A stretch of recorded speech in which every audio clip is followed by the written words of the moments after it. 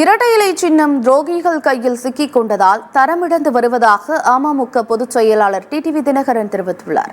தேனி நாடாளுமன்ற தொகுதி வேட்பாளர் டிடிவி தினகரன் போடிநாயக்கனூர் மற்றும் கம்பம் சட்டமன்ற தொகுதிக்குட்பட்ட பகுதிகளில் பிரச்சாரம் மேற்கொண்டார்.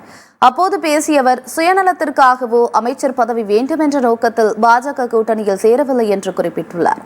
மோடி தமிழ்நாட்டுக்கு செய்யும் நலத்திட்டங்கள் பணிகளுக்காகத்தான் கூட்டணி சேர்ந்ததாக டிடிவி தினகரன் விளக்கம் அளித்துள்ளார்.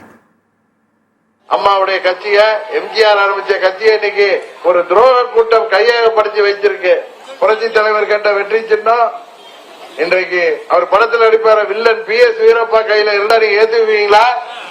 எம்என் நம்பியார் இருந்தா ஏத்துக்குவீங்களா?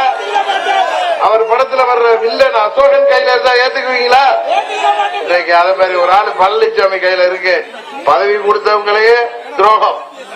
ஆட்சி 4.5 ஆண்டு தொடர்வதற்கு உதவி செய்த நமது உங்கள் சட்டமன்ற உறுப்பினர் எனது அருமை தலைவர் OP